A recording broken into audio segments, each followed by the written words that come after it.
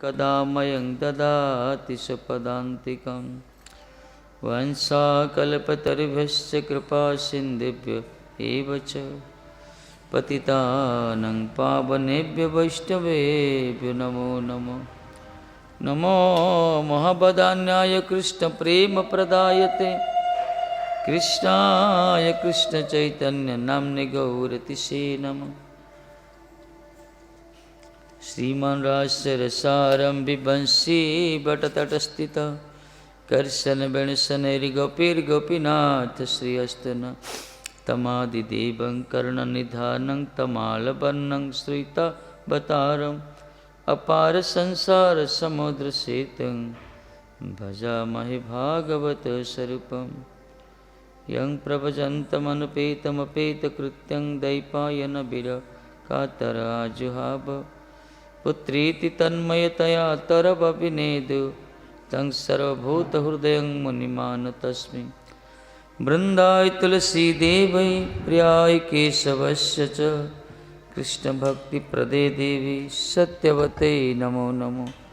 नारायणं नमस्कृत्य नरं चैव नरोत्तमं देवीं सरस्वती व्यासं ततो जयमुदीरयेत्। जय श्री कृष्ण चैतन्य प्रभु नित्यानंद श्री अद्वैत गदाधर श्रीवासादि गौरभक्तवृंद। हरे कृष्ण कृष्ण कृष्ण हरे हरे हरे राम राम राम हरे हरे हरे कृष्ण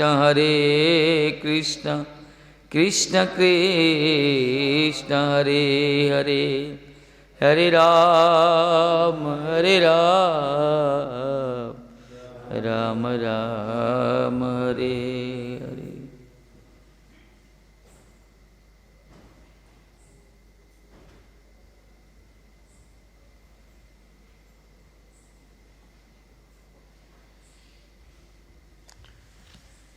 श्री राधे।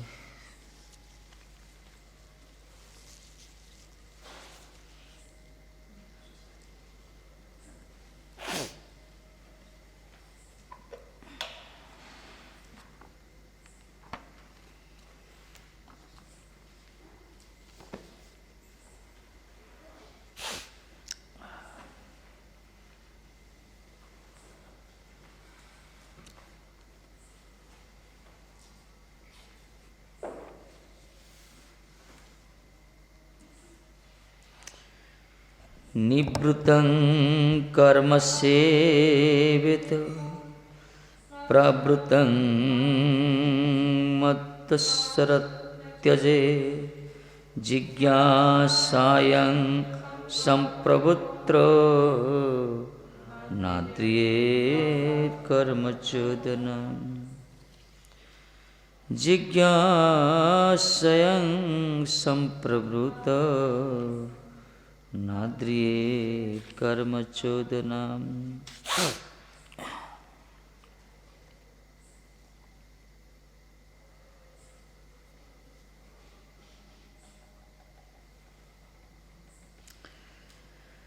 क्वच मत्परः मद्गतचित्तजनः निवृत्त कर्म सेवते प्रवृत्तं मत पर त्यजेत। मत्पर माने मदगत चित्त जन, जो मन का चित्त जो मन मत ही चिंता करते। प्रवृत्तं काम्यं कर्मं त्यजेत। ସେମାନେ कौन करती? काम्य कर्म को त्याग करती।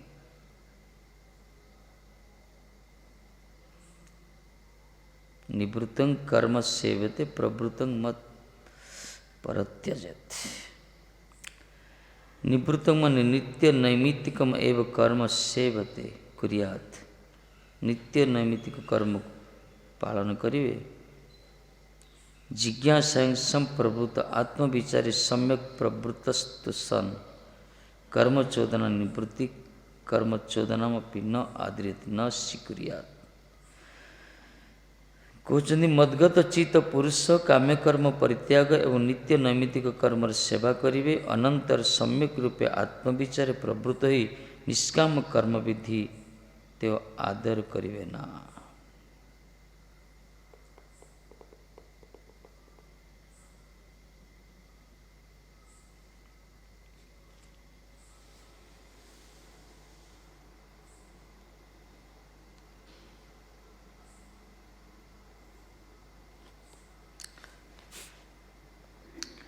पूर्वर आम पढ़ी निष्काम कर्म कथा कही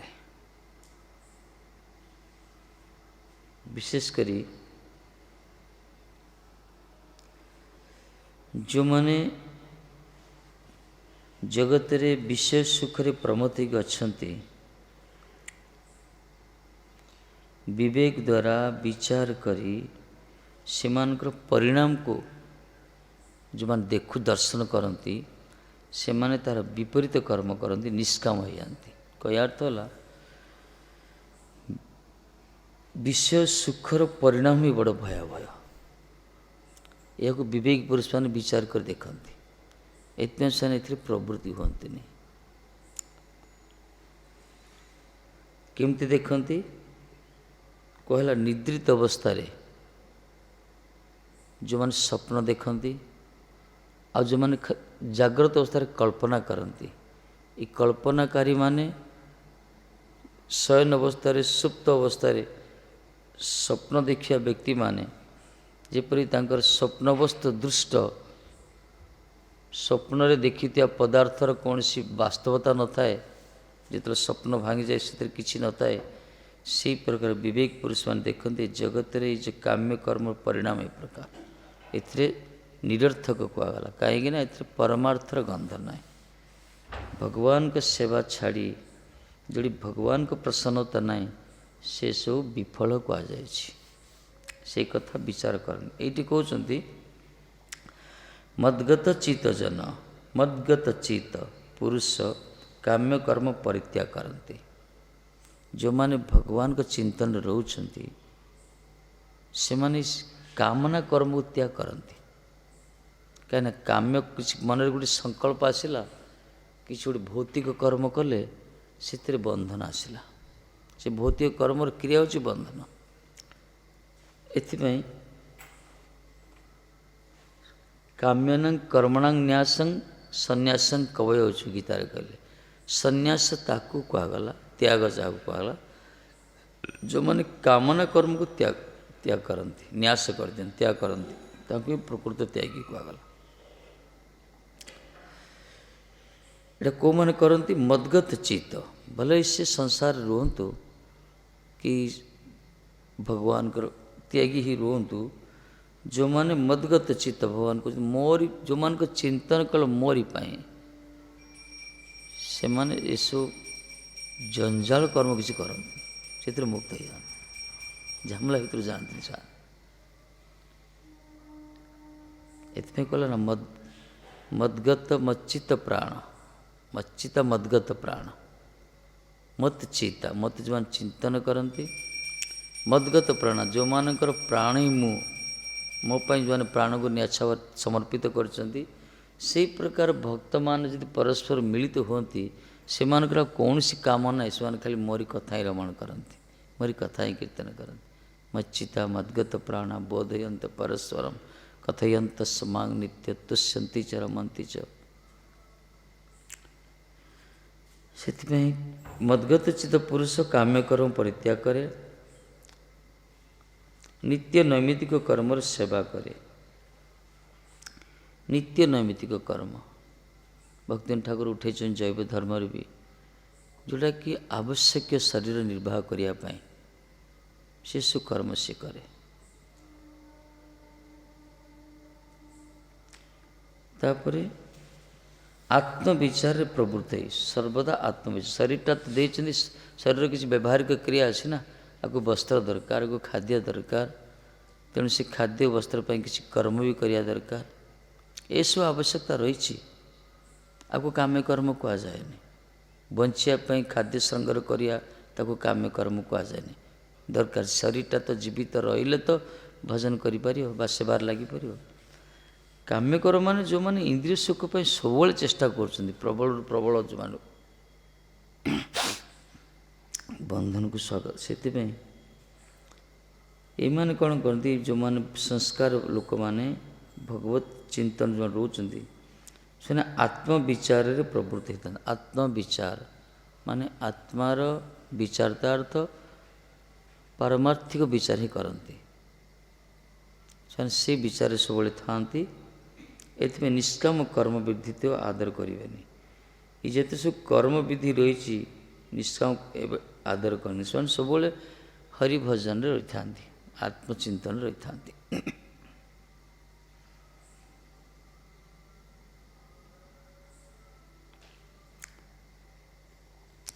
ଏଥିପାଇଁ କୁହାଯାଇଥିଲା, କାଲି ଆମେ ବିଶେଷ କରି ଯେଉଁମାନଙ୍କର ବୁଦ୍ଧି ସ୍ଥିର ହୋଇଯାଇଛି ଭଗବାନଙ୍କ ପାଖରେ, ଯେଉଁମାନଙ୍କର ନିଷ୍ଠା ହୋଇଯାଇଛି, ସେମାନଙ୍କର ଚିତ୍ତ ବିଚଳିତ ନୁହେଁ, ସବୁବେଳେ ସ୍ଥିର ଥାଆନ୍ତି।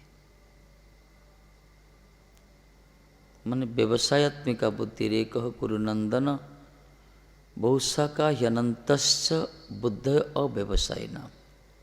କହୁଛନ୍ତି ହେ କୁରୁନନ୍ଦନ, ଯେଉଁମାନଙ୍କର ବୁଦ୍ଧି ବ୍ୟବସାୟାତ୍ମିକା ବୁଦ୍ଧି ମାନେ ନିଶ୍ଚିତ ବୁଦ୍ଧି, ଯେଉଁମାନେ ନିଷ୍ଠାପରାୟଣ ଅନନ୍ୟ ଭାବ ଯେଉଁମାନଙ୍କର ଅଛି ଭଗବାନ ପ୍ରତି, ସେମାନେ କ'ଣ କରନ୍ତି, ସ୍ଥିର ଥାଆନ୍ତି। କିନ୍ତୁ ଯେଉଁମାନଙ୍କର ବୁଦ୍ଧି ଅବ୍ୟବସାୟ ମାନେ ଅସ୍ଥିର, ନିଷ୍ଠା ଯେଉଁମାନଙ୍କର ନାହିଁ, ହରିଭଜନରେ ଯେଉଁମାନଙ୍କର ନିଷ୍ଠା ନାହିଁ, ସେମାନଙ୍କର ବୁଦ୍ଧିଟା କି ପ୍ରକାର, କୁହାଯାଇଛି ବହୁ ଶାଖା, ବିଭିନ୍ନ ପ୍ରକାର କାମନା କରୁଥିବେ, ବିଭିନ୍ନ ପ୍ରକାର ଯୋଜନା କରୁଥିବେ। ତାଙ୍କ ମନରେ କେତେ ପ୍ରକାର ସବୁ କାମନା ଯୋଜନା ସବୁ ରହୁଛି। ଅନନ୍ତ କୁହାଗଲା, ସେମାନଙ୍କର ଅନ୍ତ ନାହିଁ। ପ୍ରତ୍ୟେକ ମୁହୂର୍ତ୍ତରେ ଘଣ୍ଟା ଘଣ୍ଟା ଗୋଟେ ଗୋଟେ କାମନା କରୁଥିବେ। ତାଙ୍କ ମନ ସ୍ଥିର ନାହିଁ।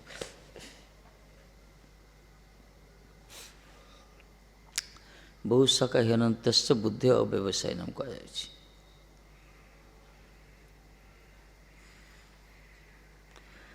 ଯେହେତୁ ଏହି ପ୍ରକାର, ସେହି ହେତୁ ଆମା ପରାୟଣ ଐକାନ୍ତିକ ବୁଦ୍ଧି ନିଷ୍କାମ ନିବୃତ୍ତି ମାର୍ଗ ନିତ୍ୟ କର୍ମ।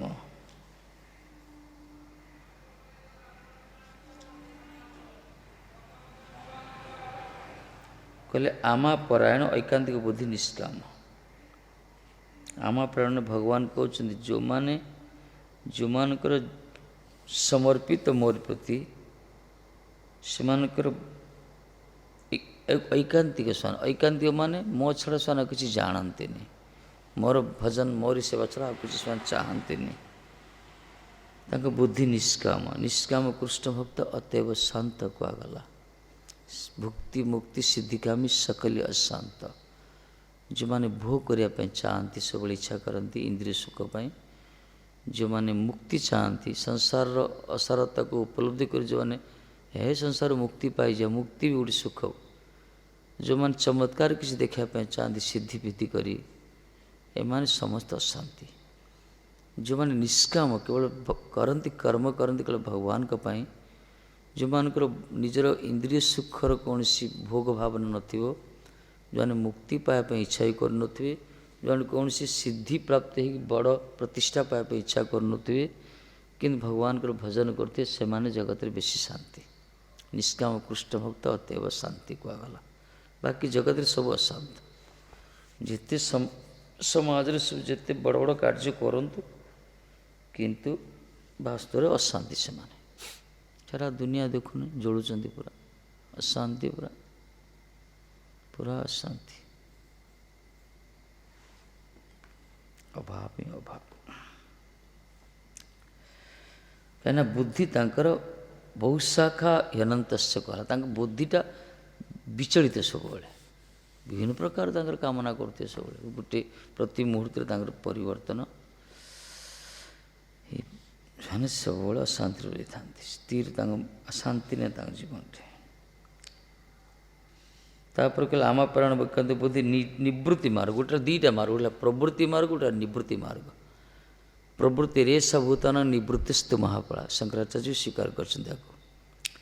ପ୍ରବୃତ୍ତି ମାର୍ଗରେ ପ୍ରାଣୀମାନେ ଯେଉଁ ଓତପ୍ରୋତ ଜଡ଼ିତ ହେଉଛନ୍ତି, ସଂସାର ମାର୍ଗ ଯାହାକୁ କୁହାଗଲା, इंद्रिय को सुख देवाई जो मार्ग आपको कहला प्रवृत्ति मार्ग, बरं इंद्रिय सुख को दमन करने जो मार्ग ताको कहला निवृत्ति मार्ग।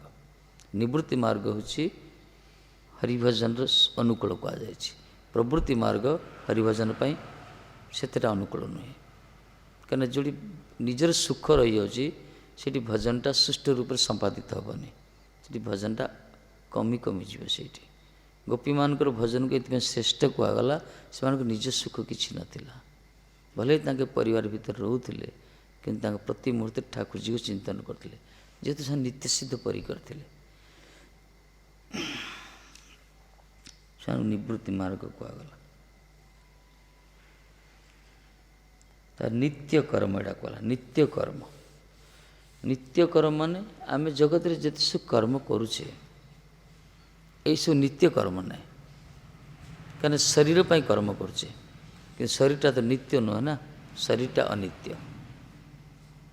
शरीरटा तो सबुदिन रही ना, शरीरटा अच्छे कर्म करुचे, जड़े कि अच्छी कर्म कर ना, पुओटी अच्छी पुओ कर्म कले, झीटी अच्छी झीप कर्म कले, शरीरटा अच्छी शरीर पर कर्म कले, किंतु कई रोवे ये सब किए चिरस्थायी नुहति।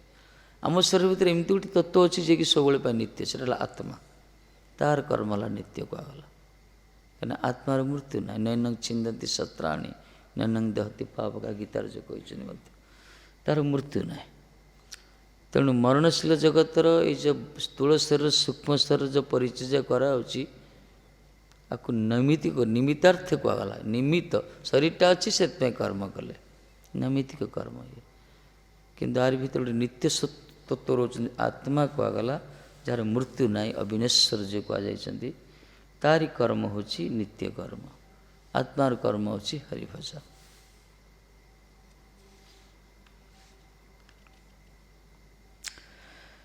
प्रवृत्ति रूप काम्य कर्म जानिबार इच्छा हेले संपूर्ण प्रवृत्ति जिज्ञासार पर शेष दशाते जगारूढ़ जदि है, कर्म प्रेरणा नित्य नैमित्तिक आदि कर्म विधिर अनधिकार हेतु आदर करिवे ना। आउट कहला जे नित्य कर्म प्रेरणा नित्य कर्म अच्छी, जगत संसार भी किसी नित्य कर्म रोची। नित्य कर्म मान ये नित्य शब्द अर्थ नित्य कर्म मान विभिन्न प्रकार सब जो प्रातः स्नान करवा एसब कर नित्य कर्म भी कह जाऊँगी। ये नित्य नैमित्तिक कर्म भी आवश्यक नहीं, जो मैंने वास्तव में कर्म प्रेरणार नित्य नैमित्तिक आदि कर्म विचार अनधिकार हेतु आदर करिवे ना। कर्म मार्ग जिते सब नित्य नैमित्तिक कर्म रही एसब कर्म को केवल आदर करवा उचित नुहे, ये प्रवृत्ति मार्ग विचार ये। तेणु गीतार कहुई जोग मार्ग जन आरोहण करने इच्छा करती से मुनि माने प्रथमतः कर्म करिवे, जोग परिपक्व हेले ताहार पक्षे मन संयम कारण बोला होइछि। गीतार धारी अनुसार आरुरक्ष गोटे श्लोक उठे, जो माने जोग मार्ग रे उठापी ऊर्ध्व को जावाई चेष्टा कर इच्छा कर प्रथम कर्ममुख रे से जो जो परिपक्व हो मन संयम हो। जो इंद्रिय समूह विषय समूह एवं कर्म समूह आसक्त हेनी से सर्वविध संकल्प त्यागकारी व्यक्ति के जोगारूढ़ कहगला, ताकू जोगारूढ़ कहुई गीतार।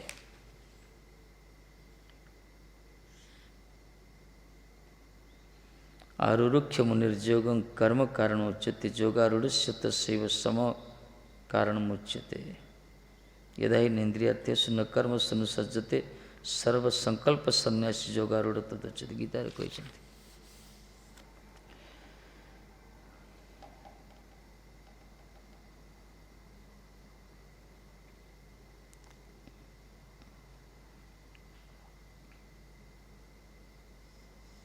जोग मार्ग कथा जो आम इंद्रिय गुड़िक विषय ठू आ कर्म ठू आसक्त हेनी, ସେତେବେଳେ ତାର ସବୁ ସଂକଳ୍ପ ତ୍ୟାଗ ହୋଇଯିବ। ସେହି ସମୟରେ ତାକୁ ଯୋଗାରୂଢ଼ କୁହାଗଲା। ଯୋଗରେ ସେ ଆରୂଢ଼ ହେଲା। ଇନ୍ଦ୍ରିୟ ପ୍ରତି ତାର ଆସକ୍ତି ହେବନି, ମନ ବିଷୟ ପ୍ରତି ଆସକ୍ତି ହେବନି, ଅନାସକ୍ତି ରହିବ। ଯେତେ ପ୍ରକାର ସଂକଳ୍ପ ବିକଳ୍ପ ସବୁ ତ୍ୟାଗ କରିବ ମନ ଭିତରୁ, ସେତେବେଳେ ସେ ତାର ଗୋଟେ ସମାଧିସ୍ଥ ଅବସ୍ଥା ଆସିବ। ଯୋଗରେ ସ୍ଥିର ଭାବ ଆସିବ।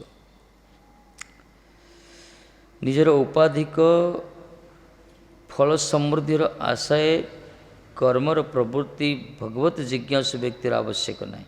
ସିଦ୍ଧା କହିଦେଲେ ଏଠି ସାରାଂଶରେ, ଭଗବତ ଜିଜ୍ଞାସୁ ବ୍ୟକ୍ତିର, ଯେଉଁମାନେ ଭଗବାନଙ୍କୁ ଜାଣିବା ପାଇଁ ଇଚ୍ଛା କରୁଛନ୍ତି ବା ଭଗବତ ଉପଲବ୍ଧି ଯେଉଁମାନଙ୍କର ରହିଛି ମନ ଭିତରେ ସଂକଳ୍ପ ଜାଣିବା ପାଇଁ, ଭଗବାନଙ୍କୁ ଜାଣିବା ପାଇଁ, ପରମାର୍ଥ ବସ୍ତୁ ଭଗବତ ରାଜ୍ୟରେ ପ୍ରବେଶ କରିବା ପାଇଁ ଯେଉଁମାନେ ଇଚ୍ଛା କରୁଛନ୍ତି, ସେମାନେ ଔପାଧିକ ଫଳ ସମୃଦ୍ଧିର ଆଶାରେ କର୍ମ ପ୍ରବୃତ୍ତି ଠିକ୍ ନୁହେଁ।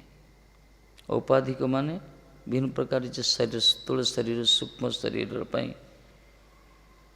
ଆକୁ ସୁଖ ଦେବା ପାଇଁ ଯେତେ ସବୁ ବ୍ୟବସ୍ଥା ରହିଛି, କର ମାର୍ଗ, ପ୍ରବୃତ୍ତି ମାର୍ଗ, ଏସବୁ ତା ପାଇଁ ଆବଶ୍ୟକ ନାହିଁ।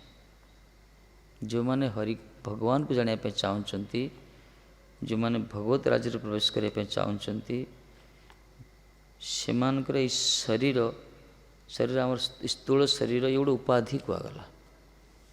ଏ ଶରୀରଟା ଗୋଟେ ଜନ୍ମ ହେଲା, ଗୋଟେ କୂଳରେ ଜନ୍ମ ହେଲା, ଆମେ ସେଇ କୂଳୋଦ୍ଭୂତ କୁହାଯାଉଛି। ଏ ଜୀବାତ୍ମା ଗୋଟେ ଶରୀର ଧାରଣ କରି ଯଦି କେଉଁଠି ଜନ୍ମ ହେଲା, କେଉଁ ବର୍ଣ୍ଣ, କେଉଁ ଲିଙ୍ଗ, ପୁରୁଷ ହେଲେ ପୁରୁଷ କୁହାଯାଉଛି, ସ୍ତ୍ରୀ ହେଲେ ସ୍ତ୍ରୀ କୁହାଯାଉଛି, ବ୍ରାହ୍ମଣ ହେଲେ ବ୍ରାହ୍ମଣ, ଶୂଦ୍ର କୁହାଯାଉଛି। ଏଇଟା ଉପାଧି କୁହାଗଲା ଜୀବାତ୍ମାର। ପ୍ରକୃତିରେ ଆମେ ସେଇଆ ନୁହେଁ। ଏଥିପାଇଁ ତ ମହାପୁରୁ କହିଲେ ନାହଂ ବିପନ୍ନ ଚ ନରପତି, ଏସବୁ ଯେଉଁ ଉଠେଇଛନ୍ତି, ସେ ମୁଁ ବିପ୍ର ନୁହେଁ, ମୁଁ ରାଜା ନୁହେଁ, ମୁଁ ଶୂଦ୍ର ନୁହେଁ, ମୁଁ ବୈଶ୍ୟ ନୁହେଁ।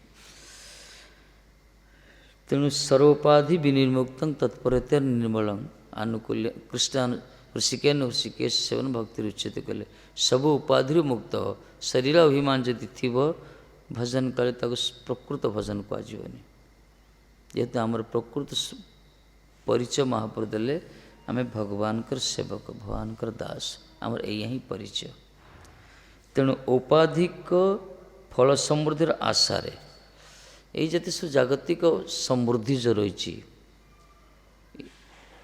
ଏସବୁ ଆଶା ରଖି ଯେଉଁମାନେ କର୍ମ କରୁଛନ୍ତି, ପ୍ରବୃତ୍ତି ମାର୍ଗ, ଏଇଟା ବନ୍ଧନରେ ପଡ଼ୁଛନ୍ତି। କିନ୍ତୁ ଭଗବତ ସାକ୍ଷାତକାର ଯେଉଁମାନେ ଚାହୁଁଛନ୍ତି, ଏଇ ଭିତରେ ପ୍ରବେଶ କରନ୍ତି, ସେମାନେ ଏଥିରୁ ମୁକ୍ତ ରହିବାକୁ ଚେଷ୍ଟା କରନ୍ତି। ଏଥିରୁ ଯେତେ ଦୂରେଇକି ରହିବ, ସେତେ ତାର ଆତ୍ମକଲ୍ୟାଣ ହେବ। ଯେଉଁମାନଙ୍କର ସଂସ୍କାର ଅଭାବ, ସେମାନେ ମରୁଛନ୍ତି, ଯାଇ ପଡ଼ୁଛନ୍ତି, ଆଉ କ'ଣ କରାଯିବ। ତାଙ୍କର ସେ ନାହିଁ, ସେ ପ୍ରକାର ସଂସ୍କାର ଅଭାବ, ସେ ପ୍ରକାର ସଦ୍ଜ୍ଞାନର ଅଭାବ, ସଦ୍ବୁଦ୍ଧିର ଅଭାବ ତାଙ୍କର। ସେମାନେ ସଂସାର ଭିତରେ କେତେ ଜଣଙ୍କୁ ଅମୃତ ଖାଇବାକୁ ଭଲ ଲାଗେ, କେତେ ଜଣଙ୍କୁ ସେ କିଚଡ଼ ଭିତରେ ସେ ବିଷ୍ଟା ଖାଇବାକୁ ଭଲ ଲାଗେ। ସଂସାରରେ ବିଭିନ୍ନ ପ୍ରକାର ଟେଷ୍ଟି ଲୋକ ଅଛନ୍ତି, ପ୍ରାଣୀ ଅଛନ୍ତି, ଯାହାର ଯେମିତି ସଂସ୍କାର, ଯାହାର କିନ୍ତୁ ଯେଉଁମାନେ କହିଲା ହରିଭଜନ ଯେଉଁମାନେ ଚାହାନ୍ତି, ବାସ୍ତବରେ ଭଗବତ ରାଜ୍ୟରେ ଭଗବତ ପ୍ରେମ, ସେମାନେ ଏସବୁ ଇଚ୍ଛା କରନ୍ତି, କୌଣସି କାମନା କରନ୍ତିନି, ପ୍ରୟାସ କରନ୍ତିନି।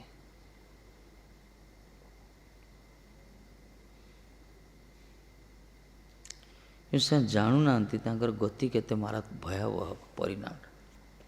ପ୍ରଥମେ ତ ବହୁତ ଭଲ ଲାଗେ, ସଂସାରଟା ଦେଖିଲେ ବହୁତ ଆନନ୍ଦ ଆସେ, ବହୁତ ଚାକଚକ୍ୟ, ବହୁତ ସୁନ୍ଦର ଦେଖାଯାଏ।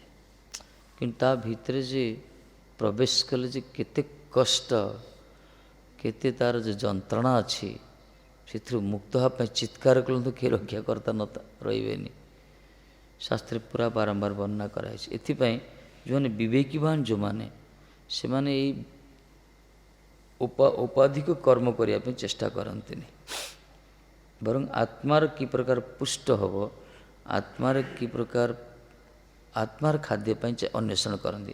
ଆତ୍ମାର ଖାଦ୍ୟ ହେଉଛି ସତ୍ସଙ୍ଗ, ହରିଭଜନ କୁହାଗଲା। ଏଥିପାଇଁ ସେମାନେ ଚେଷ୍ଟା କରନ୍ତି। ତୁମେ ଧୋଇକି ଆସ।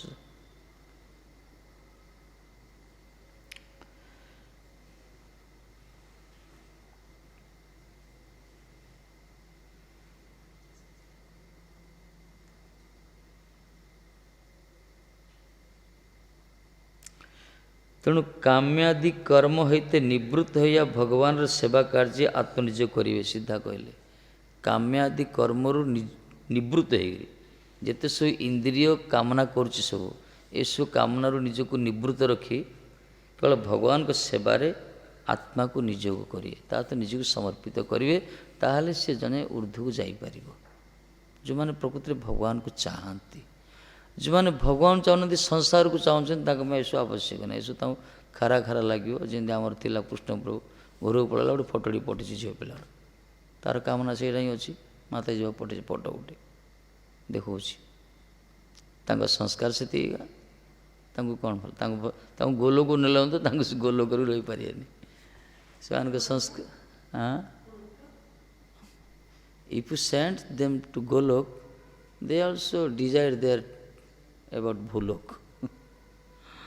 ତାଙ୍କର ସେ ସଂସ୍କାର ନାହିଁ, ସେ ଆନୁଗତ୍ୟ ନାହିଁ, ତାଙ୍କୁ ସେ ଇନ୍ଦ୍ରିୟ ଚିନ୍ତନ ହିଁ ତାଙ୍କୁ ସବୁବେଳେ ଘାରେ। ସେମାନେ ଅଧିକାରୀ ନୁହନ୍ତି, ଅନଧିକାରୀ ସେମାନେ। ଏମିତି ହୁଏ। ପରେ ବୁଝିବେ ସେମାନେ ତାର ପରିଣାମଟା କେତେ ଭୟାବହ। ପରେ ଅନୁତାପ କରିବେ। କିଛି ଦିନ ସେବା କରିଛନ୍ତି ନା ଯାହାହେଲେ ମଧ୍ୟ, ଯେଉଁଠି ରହିଲେ ମଧ୍ୟ ତାର ଫଳଟା ତ ନଷ୍ଟ, ଦିନ ନା ଦିନ ଅନୁତାପ କରିବେ ପକ୍କା। ଯେଉଁମାନେ ହରିଭଜନକୁ ଆସିନାହାନ୍ତି, ଯେଉଁମାନେ ମରୁଛନ୍ତି ସଂସାର, ତାଙ୍କ କଥା ଛାଡ଼ନ୍ତୁ, ସେମାନେ ଅନୁଭବ କିଛି କରିପାରୁନି। କିନ୍ତୁ ଯେଉଁମାନେ ଆର କିଛି ଟେଷ୍ଟ ପାଇଛନ୍ତି ଆତ୍ମଭଜନର, ଭଜନ କରିକରି କୀର୍ତ୍ତନ କରିକି ସତ୍ସଙ୍ଗରେ ଯେଉଁ ସ୍ୱାଦଟା ମିଳିଛି, ଏଇଟା ମିଳିବନି ଜଗତରେ ଆଉ। ସେମାନେ ପୁରା ପସ୍ତେଇବେ, ପସ୍ତଉଛନ୍ତି ମଧ୍ୟ ଯେଉଁମାନେ, କେହି ଶାନ୍ତିରେ ରହିନାହାନ୍ତି। ଏଥିପାଇଁ କହିଲେ ପରା କାମ୍ୟାଦି କର୍ମ ହଇତେ ନିବୃତ୍ତ ହେବ। ଯେତେ ସବୁ କାମନା କର୍ମରୁ ନିବୃତ୍ତ ହୋଇ ଭଗବାନଙ୍କ ସେବା କାର୍ଯ୍ୟରେ ଆତ୍ମାକୁ ନିଯୋଗ କରିବ।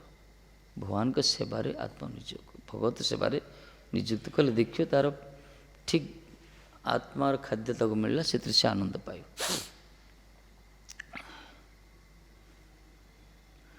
ଭଗବତ ସେବା ହିଁ ପ୍ରକୃତ ନିଷ୍କାମ କର୍ମ। ପ୍ରକୃତ ନିଷ୍କାମ କର୍ମ କଲା ଭଗବତ ସେବା। ଜଗତରେ କିଛି ଲୋକ ଅଛନ୍ତି ନିଷ୍କାମ କର୍ମ ମାନେ କ'ଣ କହୁଛନ୍ତି, ଆଶା ନ ରଖି କର୍ମ କରିଦେବି, ସେଟା ନିଷ୍କାମ କର୍ମ। ତାର ଅର୍ଥ ଏମିତି ବୁଝୁଛନ୍ତି, ସେଇଟା ନାହିଁ। ଭଗବାନଙ୍କ କର୍ମ ନିଷ୍କାମ କର୍ମ। ଆଶା ନ ରଖି କର୍ମ, ଗୋଟେ ଲୋକ କିଛି କାହାକୁ ଦାନ କରୁଛି, ଆଶା ରଖିନି, ଭିକାରୀକି ଭିକ୍ଷା ଦେଲା, ବସ୍ତ୍ରନୁ ବସ୍ତ୍ର ଦେଲା, ସେଥିରେ ଆଶା ତାର କିଛି ନାହିଁ। କିନ୍ତୁ ସେ ଦେଉଛି ନା, ସେଥିରେ ତାର ଗୋଟେ ସମ୍ମାନ ତାକୁ ମିଳୁଛି, ସେଥିରେ ସମ୍ମାନ ମିଳୁଛି। ଏ ପ୍ରକାର ବହୁତ ଜନ୍ତୁ ଅଛନ୍ତି, ସେ ଯେଉଁ ସମ୍ମାନଟା ତାକୁ ମିଳେ ନା, ସେଇଟା ତ ବଡ଼ ଆଶା, ସେ ତ ବଡ଼ ମାରାତ୍ମକ ଭାଇ। ସେ ସ୍ଥିତିଟା, ସେ ତ ଗୋଟେ ଆଶା ହେଲା ନା, ସିଏ ବି ବଡ଼ ଆଶା। ତାଙ୍କେ କାହାଠୁ କିଛି ପ୍ରାପ୍ତ ହେବା ପାଇଁ ଚାହାନ୍ତିନି, କିନ୍ତୁ ଦେଉଛନ୍ତି। ସେ ତାଙ୍କର ଇଚ୍ଛା ସେଇଟା ଲୋକ ଜାଣନ୍ତୁ ମୁଁ ଦେଉଛି। ଏଇ ଯେଉଁ ଜୀବର ଯେଉଁ ସମ୍ମାନ, ଯେଉଁ ଶରୀରର ଯେଉଁ କ୍ଷୁଧା ରହୁଛି ନା, ଗୋଟେ ପ୍ରତିଷ୍ଠା ଯାହାକୁ କୁହାଗଲା, ଏଇଟା ସମସ୍ତ ଭିତରେ ଥାଏ ପ୍ରାୟ ବଦ୍ଧ ଜୀବ ପାଖରେ। ସେ ଗୋଟେ ଆଶା କୁହାଯାଇଛି। ଆଉ ଦେଲା ପରେ ଯଦି କିଛି ସମ୍ମାନ ନ ମିଳିଲା, ସେମାନେ ଆଉ ଦେବେନି, ବନ୍ଦ କରିଦେବେ। ଅଛନ୍ତି କିଛି ଲୋକ, ମନ ନାହିଁ, ଯେଉଁମାନେ ଲୁକାୟିତ, ଜଗନ୍ନାଥଙ୍କ ହୁଣ୍ଡିରେ ଗୁପ୍ତ ଦାନ କରାଯାଉଛି, ଲୁକାୟିତ ଭାବରେ ଦେଉଛନ୍ତି। ଠାକୁର ଯିଏ ଜାଣିଲେ ସିଏ ଜାଣିଲେ, ଏମିତି ଅଛନ୍ତି ବହୁତ ପୁଣ୍ୟବାନ ବ୍ୟକ୍ତି, ମନା ନାହିଁ। କିନ୍ତୁ ପ୍ରାୟ ଲୋକ ତାଙ୍କର ସେଟା ନିଷ୍କାମ କର୍ମ ତାକୁ କୁହାଯାଏନି। ଭଗବାନଙ୍କର ପ୍ରସନ୍ନତା, ଭଗବାନଙ୍କ ସେବା ହିଁ ନିଷ୍କାମ କର୍ମ, ତାକୁ ନିଷ୍କାମ। ଏଥିରେ କିଛି ଆଶା ନାହିଁ, ଏଥିରେ ଭଗବାନଙ୍କ ସେବା ପାଇଁ ଯାହା କିଛି ଭଗବାନ ପାଇଁ କରାଯାଏ, ଏଥିରେ କ'ଣ ଆଶା ରଖିବ। ପୂର୍ବରୁ ପଡ଼ିଲେ ପରା ପିଙ୍ଗଳା ବେଶ୍ୟା ଥିଲା, ଆଶା କରି କରି ଦୁଃଖ ପାଇଲା। ଶେଷରେ ସେ ଘୋଷଣା କଲେ, ଆଶା ହିଁ ପରମ ଦୁଃଖ, ନିରାଶ ପରମ ସୁଖ। ଯଥା ସଞ୍ଚିନ୍ତ୍ୟ କାନ୍ତା ସୁସ୍ୱାପ ପିଙ୍ଗଳା କହିଛନ୍ତି। କାନ୍ତା ଆଶା କରି କରି ସେ ପିଙ୍ଗଳା ବେଶ୍ୟା ସବୁବେଳେ ସନ୍ଧ୍ୟା ସମୟରେ ଶୃଙ୍ଗାର ହୋଇ ଦ୍ୱାର ଦେଶରେ ଦଣ୍ଡାୟମାନ ହୋଇ ଅପେକ୍ଷା କରିଥାଏ, ପ୍ରତୀକ୍ଷାରତା ଥାଏ। ମଧ୍ୟରାତ୍ରି ବିତିଗଲା, ଦେଖିଲେ କେହି ଉପଯୁକ୍ତ ଗ୍ରାହକ ମିଳିଲେନି। ଆଶାବାଦୀ ଥିଲେ, ସିଏ ଧନ ଲୋଭ ଥିଲା ତାଙ୍କର। ଶେଷରେ ନିରାଶ ହେଇକି ଶୋଇପଡ଼ିଲେ ଖଟରେ। ସେତେବେଳେ ଶାନ୍ତି ମିଳିଲା ତାଙ୍କୁ। ଆଶା ହିଁ ଦୁଃଖ ଦିଏ ମଣିଷକୁ, ନିରାଶ ତ ସୁଖରେ। ମିଛ ମାୟାବଦ୍ଧ ହୋଇ ଆଶା ପାଶ ଘୁରେ ଫିରେ କହିଛନ୍ତି। आशा पास जो घूरुचंदी ना से सब कष्ट पाउछंती जो कौन आशा रखियोनी भगवान के ऊपर निर्भर कर भगवान का भजन करते निजर कृत कर्म करुवे देखिए से जीवन स्वाद अलग से बड़े शांति थाए आशा कल कष्ट पाइब भगवान की सेवा ही प्रकृत निष्काम कर्म कहा निष्काम कर्म भगवान का सेवा करियो ये भी अहेतु की अप्रतिहता जैनात्मा संप्रसिद्ध थी भगवान का प्रसन्नता पाई अप्रतिहता नॉन ब्रेक पागला के आपको बंद करियोनी सब बेले करियो हेतु रहित कौन से उद्देश्य न रखिक एटा निष्काम कर्म तेणु गुरुबाबू जो मठ मंदिर तैयारी कर भक्ति मार्ग जो सेवा परिपाटी चलती ये सब निष्काम कर्म कहगला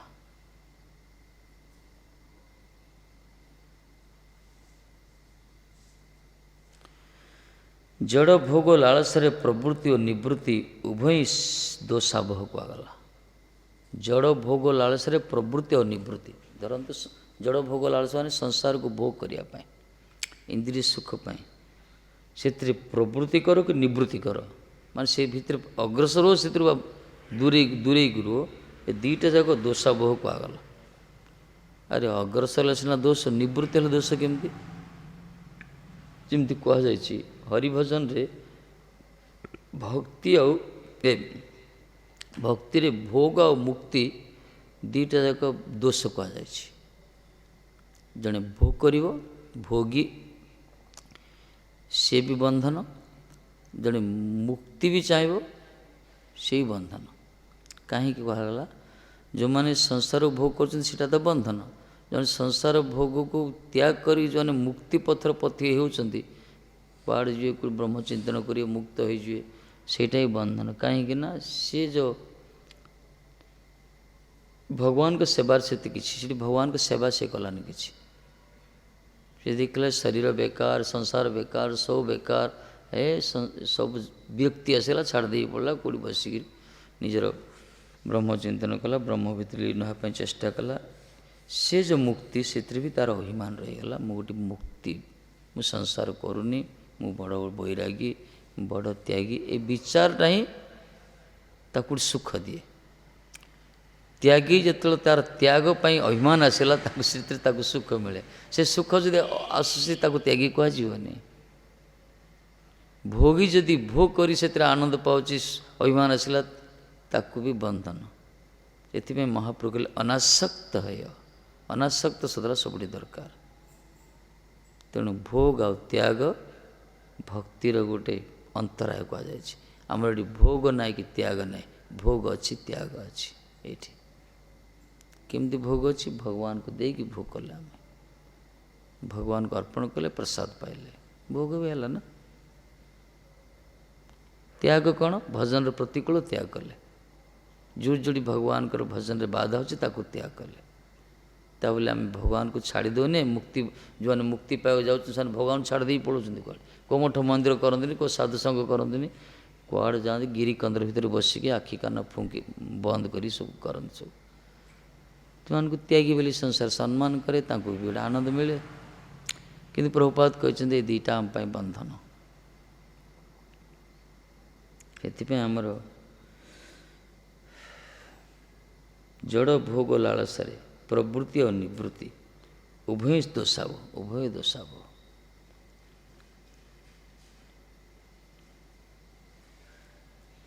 जेहेतु इहाते नित्य भगवत सेवार कोनो कथा है ना भोगी माने भगवान की सेवा करते जो माने त्यागी अभिमान से अन्य भगवान सेवा करते निवृत्ति मार्ग जो मैंने अन्य मार्ग जाऊँच तेणु भगवान कर सेवा ही मुख्य भले संसार भीतर रो संसारी हुओ किंतु कृष्ण संसार करिया दरकार कृष्ण संसार कर छाड़ी अनाचार जीवे धर्म नाम रुचि सर्वधर्म सार भगवान कर प्रति जीव प्रति जीव प्रति दया करियो हरिनाम प्रति रुचि रखियो ये सर्वधर्म सार कहगला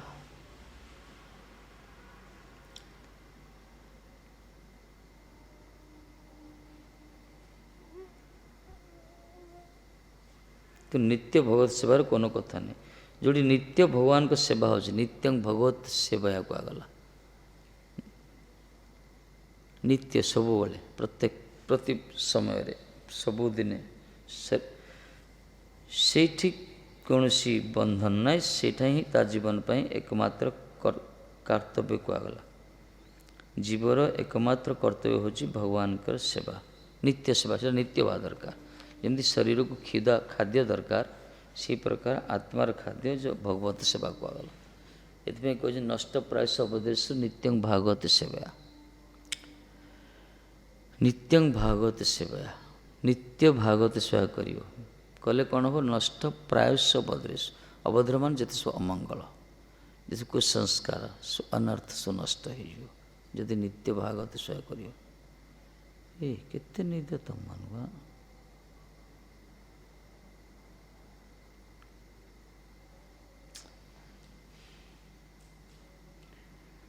किंतु कथा है भगवान सेवा करने मन भीतर से लोभ थिला हुआ ना वास्तव संसार बहुत जीव अच्छा जो चाहते संसार टी सुख पाइबा प्राय समस्ते चाहते किंतु एमती किसी संस्कारी अच्छा जो देखुं संसार किसी ना ऊर्ध्व सुख जाए रास्ता मिलूनी रास्ता पाऊना से ठीक मार्ग मिलनी से समय आसनी बोधे बहुत छटपटा अच्छा एमती अशांति भितर जंजाल भितर रोचंदी ठीक मार्ग किए देखो ना पूर्व संस्कार बोधे से कष्ट पाइबा अच्छी परवर्ती समय रे आगु को जो पीढ़ी आसी ना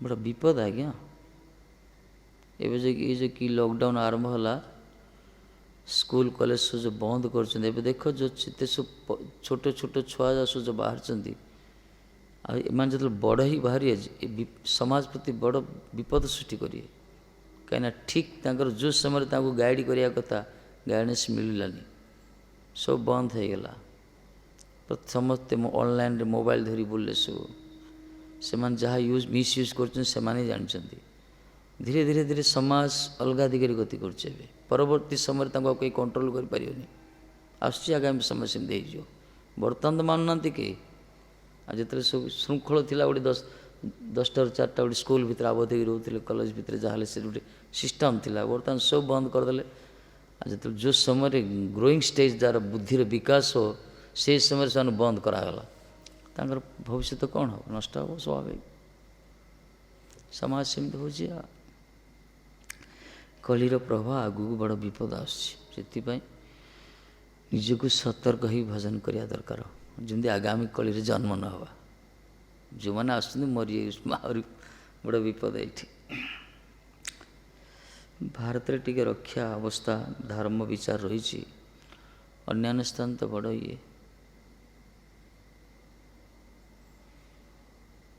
दक्षिण कोरिया राष्ट्रपति बड़ा आश्चर्य कथा साउथ कोरिया राष्ट्र से बर्तमान डिक्लेयर कौन कला जानते खाद्यर अभाव से देश में कहला दिन को 3 थर खाइल थे खाया पड़ो मैंने स्थिति आसीगला समाज रे नॉर्थ कोरिया साउथ कोरिया जी हाँ north Korea he declare announced daily 1 time you per day 1 time कहीं तार 80% 1 टाइम 80 ना तार दंड दब शतकड़ा 80% टंका से व्यवहार कर डिफेन्स अस्त्र शस्त्र तैयारी कर अमेरिका तार आयतन हूँ ओडिशा छोट सी तार ओडिशा छोट तार किंतु से अमेरिका को टक्कर दौला यही प्रकार तार राष्ट्रपति कौड़ रोचे कौड़ी खाऊ किए जानना एमती माने समाज ये प्रकार आसीगला धीरे धीरे खाद्य खाया भी बंद खाद्यर अभाव जाओ तो भाग्य भल भारत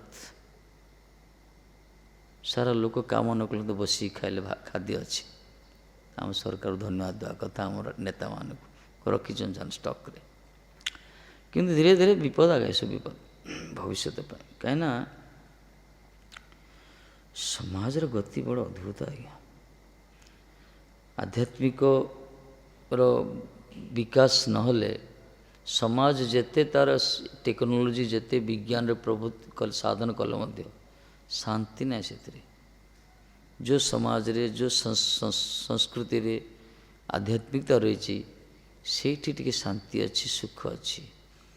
जो समाज रू आध्यात्मिकता नष्ट होगला, बेस नथियो घर तैयारी करियो, नष्ट ना भुसड़ी जीव, सेमती समाज भुसड़ी जाउछ। एमती हूँ जगतर स्थिति ए प्रकार। एते नित्य भगवत सेवार कोनो कथा है ना, कोड़ा प्रवृत्ति मार्ग निवृत्ति मार्ग रे एते भोग नाई कि त्याग नहीं, भक्ति मार्ग में भगवान को भजन ही श्रेष्ठ। खाओ बढ़िया जिनस, बढ़िया बढ़िया तैयारी कर, पनीर पनीर तैयारी कर, भगवान को भोग लगे खाई हरिनाम कर। स्वामी महाराज तो कही ना कौन, चांट होली नाम बी हैप्पी, बस राजभोग कर, किए मना कला, खाई करियो, भगवान को प्रसाद दो खाइब कर, हरिभजन करिया दरकार। हरिभजन विहीन जीवन बेकार, अशांति जीवन, ये जीवन रे स्वाद नाई।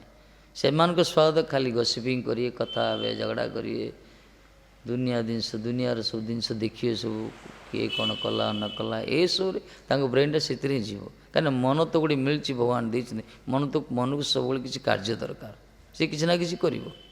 Empty mind is devils work सब कहुई, जार मन में किसी शून्य हो शैतान बास करे से मन भितर, से किसी ना कि शैतानिक बुद्धि आसो, जिते सब बाहर सब शैतान बुद्धि से बालुगा जा कर सब, किसी काम नहीं, वर्क ना किसी बस कल चिंता कर दुनिया दुष्टामी कर। किंतु जो मैंने से आमको कहुई सब हरिभजन सब भगवान भगवत परायण सब चिंतन करियो, सत्संग करियो, ये स्वाध्यात्म भितर मन को तो फुर्सत मिलनी बाह्य चिंता करने, तो गोटे एंगेजमेंट आसीगला।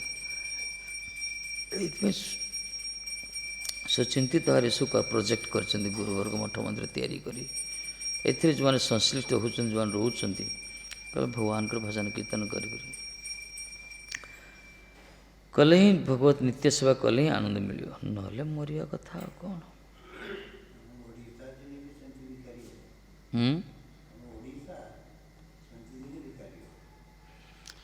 हाँ जदि किसी न हो बर्तमान कौन नष्ट कला एटा लोक मान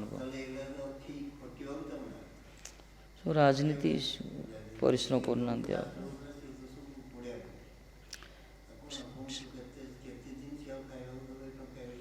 के दिन दो इलेक्शन कर, इलेक्शन सर किए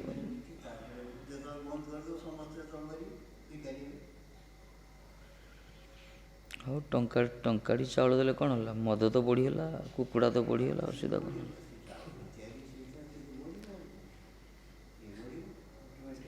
टंकाड़ी चाउल किणले कि मद रेटा बढ़ेदेला, कुकुड़ा रेट बढ़ी, लॉकडाउन कुकुड़ा रेट बेसी डिमांड। सरकार Sindhi अबुझा।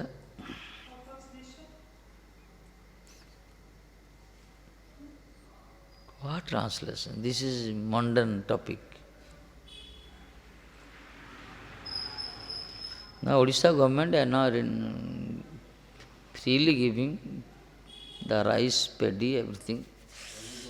One kilo rice prices is one rupees. So people are already they give up their work, physical work. They sit and gossiping and मिल जाऊँ खाया कौन करिए।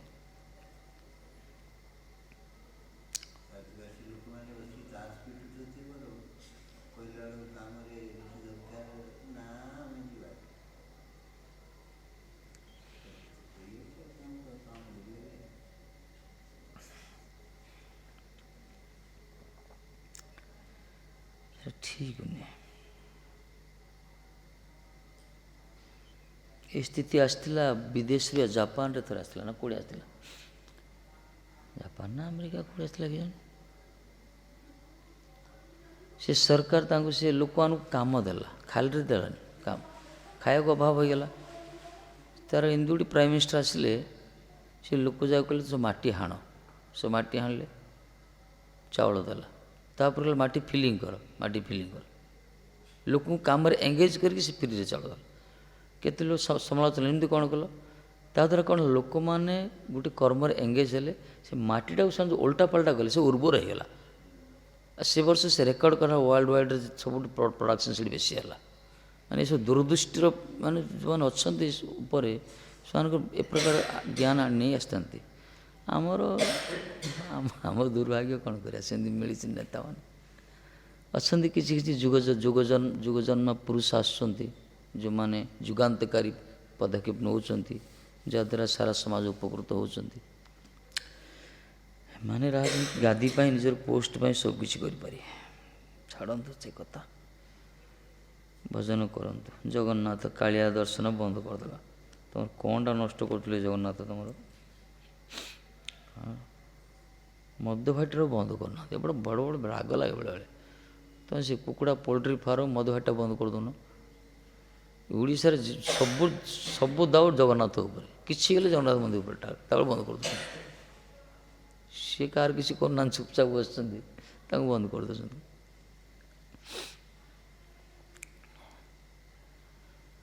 ଠାକୁର ବି ଚାହୁଁନାହାନ୍ତି ବୋଧେ ବିଷୟୀ ଲୋକ ଯା ଦେଖିବା ପାଇଁ। ଏଇ ଲୋକ ଯା ବି ଭକ୍ତି ନାହିଁ, ଯେଉଁ ମନ ଇଚ୍ଛା ସବୁ କୁସଂସ୍କାର ଯାଉଛନ୍ତି, ଯାଇକି ସବୁବେଳେ ଭଗବାନଙ୍କ ପ୍ରସନ୍ନତା ପାଇଁ ଯାଉନାହାନ୍ତି। କିଏ କାହାର ନିଜର ଜାଗତିକ ବିଚାର ପାଇଁ ସବୁ ଯାଉଛନ୍ତି। କେତେ ଶୁଣିଏ ସିଏ ମଧ୍ୟ ଗୁହାରି।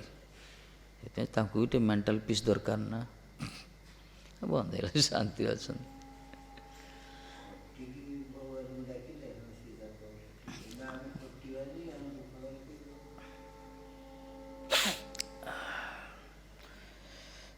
କିଛି ଲୋକ ଅଛନ୍ତି, କମ୍ ଲୋକ, ଯେଉଁମାନେ ଏସବୁ ପସନ୍ଦ କରନ୍ତିନି, ସେମାନେ ନିଜେ କର୍ମ କରନ୍ତି। ବର୍ତ୍ତମାନ ଯେଉଁ ପରିସ୍ଥିତି ହେଲା, କିଛି ମେଧାବୀ ଛାତ୍ର ମଧ୍ୟ ସେମାନେ ନିଜର ପ୍ରତ୍ୟୁତ୍ପନ୍ନ ବୁଦ୍ଧି ଦ୍ୱାରା ସେମାନେ କିଛି ନୂଆ ନୂଆ ଉଦ୍ଭାବନ କରୁଛନ୍ତି, କର୍ମସଂସ୍ଥାନ ତିଆରି କରୁଛନ୍ତି, ପ୍ରଡ଼କ୍ସନ୍ କରୁଛନ୍ତି। ସେଟା ରେୟାର ଦେଖାଯାଉଛି, ଯେଉଁମାନେ ଆଦର୍ଶ ହେଉଛନ୍ତି ସମାଜ ପ୍ରତି। ସେଟା ସେମିତି ହେବା ଦରକାର। ଆଉ କେତେ ଅଛନ୍ତି ଦୁଷ୍ଟ ବୁଦ୍ଧି, ସବୁ ପ୍ରାୟ ଦୁଷ୍ଟ ବୁଦ୍ଧି ହେଇଗଲେଣି ସବୁ। ଭଲ ଯେଉଁମାନେ ସେମାନେ ନିଜର ବୁଦ୍ଧିଟାକୁ ଖଟେଇକିରି ଅନ୍ୟମାନଙ୍କ ପାଇଁ ଆଦର୍ଶ ସ୍ଥାପନ କରୁଛନ୍ତି, ମାଇଲଷ୍ଟୋନ୍ ହେଉଛନ୍ତି। ସେମାନେ କିଛି ପ୍ରଡ଼କ୍ସନ୍ କରୁଛନ୍ତି, ପରିବା ଚାଷ ବାସ କରିକିରି। କ'ଣ କରିବା, ସମାଜରେ ସ୍ଥିତି ଏମିତି।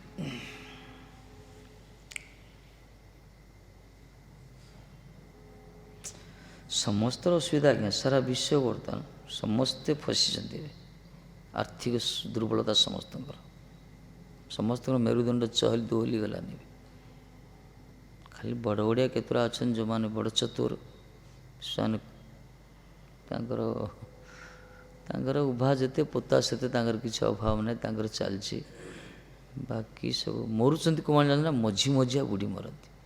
ଯେଉଁମାନେ ତଳସ୍ତର ଅଛନ୍ତି, ଗଛ ମୂଳେ ରହିପାରିଛନ୍ତି, ବାସ୍ ପୋଖରୀରେ ସ୍ନାନ କରୁଛନ୍ତି, ଯୋଉଠି ପାଣି ପିଇ ପାରୁଛନ୍ତି, ଆକାଶ ତଳେ ରହିପାରୁଛନ୍ତି, ତାଙ୍କର କିଛି କ୍ଷତି ନାହିଁ। ସେମାନେ ରହିଯିବେ, ତାଙ୍କ ଦୁଃଖଟା ଆକାଉଣ୍ଟେଡ଼, ସେମାନେ ସହ୍ୟ କରିପାରିବେ। ତାଙ୍କୁ କ'ଣ ଟିକେ ଖାଇଦେଇକି 2-4 ଦିନ ଭୋକରେ ରହୁଛନ୍ତି ମଧ୍ୟ। ଯେଉଁମାନେ ପୁରା ଉପର ଲେଭେଲରେ ଅଛନ୍ତି, ତାଙ୍କର କିଛି ଅଭାବ ନାହିଁ, କିନ୍ତୁ କେତେ ବର୍ଷ ଲକଡାଉନ୍ ହେଉଛି, ତାଙ୍କ ଏସି ଭିତରେ ରହିବେ, ତାଙ୍କର ଖାଦ୍ୟ ମଝିଆ ଲୋକ ଯାକ ସବୁ ମଲେ ସାରା ସଂସାର। ଏମାନେ ନା କଷ୍ଟ ପଡ଼ିପାରିବେ, ସେ ଗଛ ମୂଳରେ ଶୋଇପାରିବେ, ନା ଆକୁ ଏସି ରୁମ୍ ମିଳିବ, ଏମିତି ଅବସ୍ଥାରେ ଖାଦ୍ୟ ମିଳିବନି ଆକୁ। ଏମାନେ ହ୍ୟାଣ୍ଡ ଟୁ ମାଉଥ୍ ଏମାନେ ଯେଉଁ ଥିଲା, ଏମାନେ ସବୁ ସଫର ହେଉଛନ୍ତି ସାରା ବିଶ୍ୱରେ।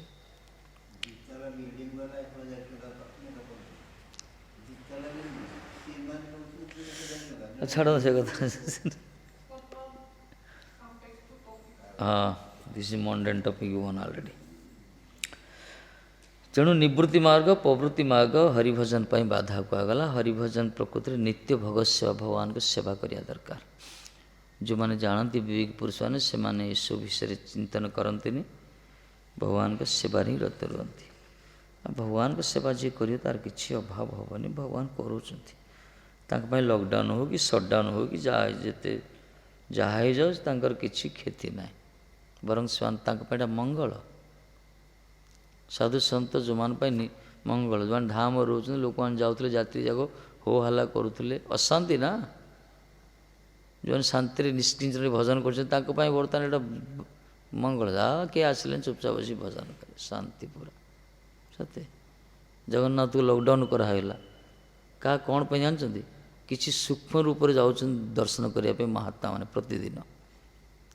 बर्तमान कई बाहर लोक जीवन से आराम और बसी स्तुति करें देखिपारे से कल्याण यहाँ भगवान समस्त गुहारी शुणुंट तेणु जहाँ भी हूँ भगवत इच्छा किसी रोचे के जनकर बेनिफिट हो जनकर लॉस भी हो तेणु हरिभजन परायण व्यक्ति मान ईसो मंगल बा निश्चिंत रहिले शांति भजन कीर्तन है भजन निजर पाठ कीर्तन कला भगवान को स्तुति कला डिस्टर्बेंस किसी ना प्रत्येक परिस्थिति निजर फायदा उठा दरकार बुद्धिमान ताकू कहगला हतोत्साहित हलबनी भले जहाँ भी हो जाए सम्मुखें तार प्रकृत विनियोग करिया दरकार आत्मकल्याण रास्ता ती खोलिया दरकार एथिपाई नित्य नित्य भागवत सेवा करिया गला भगवत सेवाटा गुरुत्व दब सब परिस्थिति निजको एडजस्ट करी भगवान को सेवाटा ही मुख्य भगवत सेवा जब बंद हो गला ताहले सब बंद हो हरिभजन विहीन जीवन पशुवत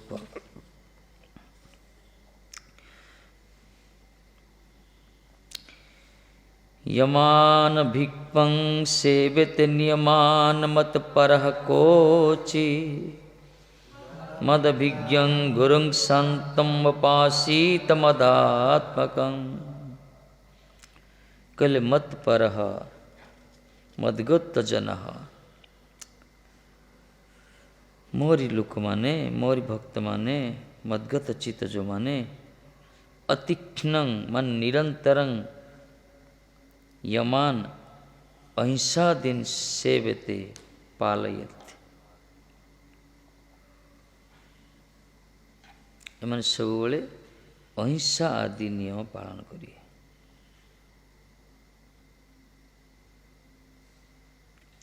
नियमान शौचादियंत कोचित यथाशक्ति तथात्म ज्ञान विरोधेन सेवते किसी जम नियम सब पालन करिए इंद्रिय संयम मन संयम जो कहला जमे पादरंग परित्यज्य मदात्मक मद रूपं मदभिज्ञं मम स्वरूपंच शांतं समगुणयुक्तं गुरु उपासित सेवत कहले निरंतर मदगत चित होई अहिंसा प्रवृत्ति जम समूह पालन करिवे परंतु शौचादि नियम आत्मज्ञानर अविरोधे यथाशक्ति पालन करते हैं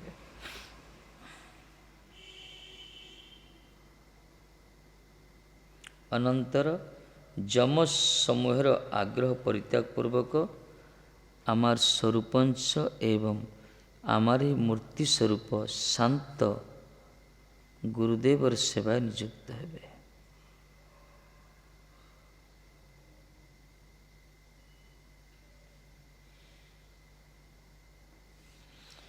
ये जो जम और नियम अच्छी जो जम नियम प्रत्याहार प्राणायाम रहीसु ये सब पालन करने जम मानले बाह्य इंद्रिय संयम बाह्य इंद्रिय संयम जो कह पालन करिए निरंतर बाह्य इंद्रिय चक्षु कर्ण नासा त्वक जिह्वा सब बाह्य इंद्रिय ये सब संयमता रही कहीं मन आग सब असत पथ धावित हो संयम करिया दरकार निरंतर कहले एटा को माने मत पर मदगत जन मोरी परायण लोक भक्त माने सब इंद्रिय संयम होता अहिंसा दिन जो कहला अहिंसा आदिन कहला अहिंसा आदिन माने हिंसा करें मांग हिंसा हिंसा अर्थ का कष्ट देवेनि जीव हत्या तो करें किंतु वाक्य भी से पूरा विन्यास करें का कष्ट है भाया माँ हिंसा कहगला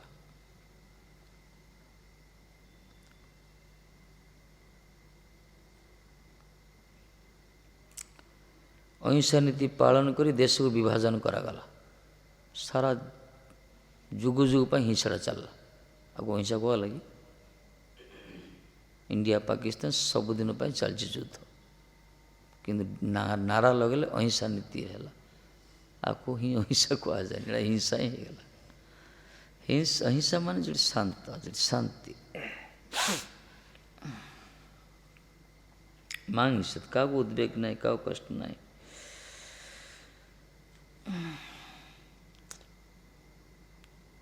କିନ୍ତୁ ବହିର୍ ଇନ୍ଦ୍ରିୟରେ ସଂଯମ, ଅହିଂସା ଆଦି ସର୍ବକ୍ଷଣ ଆଦରପୂର୍ବକ ପାଳନ କରିବେ। ଅହିଂସା ଆଦି ବହିରିନ୍ଦ୍ରିୟ ସଂଯମ, ବହିରିନ୍ଦ୍ରିୟ ସଂଯମ, ବାହ୍ୟ ଇନ୍ଦ୍ରିୟ ସଂଯମ କରି ଅହିଂସା ଆଦି ପାଳନ କରିବା ଦରକାର। ହିଂସା କରିନି। ଏଥିପାଇଁ ଆମର ବୈଷ୍ଣବ ଧାରାରେ ଏ ଜୀବ ହତ୍ୟା ସବୁ ଯେତେ ସବୁ ନନ୍ଭେଜ୍କୁ ମନା କରାହେଇଛି, କାହିଁକିନା କଳିର ସ୍ଥାନ ଏଇଠି। ଯେଉଁମାନେ ଆମିଷ ଆଦି ଭକ୍ଷଣ କରୁଛନ୍ତି ସେମାନଙ୍କର ବୁଦ୍ଧି ସୁସ୍ଥ ନୁହେଁ, କଳି ତ ସେଠି ରହିବ। ପରୀକ୍ଷିତ ମହାରାଜ ତ ସେ କଳି ସହିତ ଯେଉଁ ତର୍କ ହେଲା, ତାଙ୍କର ଏଇ 4ଟା ସ୍ଥାନ ମାଗିଥିଲା, ସିଏ ଏଠି ହିଂସା ହେଉଛି। ଏଠି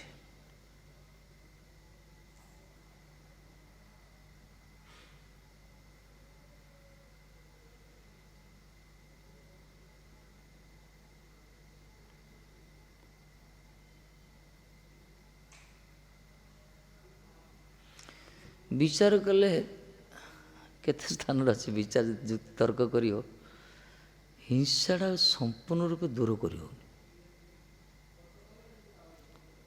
ଧରନ୍ତୁ ଗୋମାତାର ଦୁଗ୍ଧ ପାନ କଲେ, ଏଇଟା ହିଂସା ହେଲାନି କି ବାଛୁରୀ ପ୍ରତି? ହେଲା କି ନାହିଁ ଆଜ୍ଞା? ବାଛୁରୀ ଦୁଧ ଖାଇଲେ ନା ଆମେ,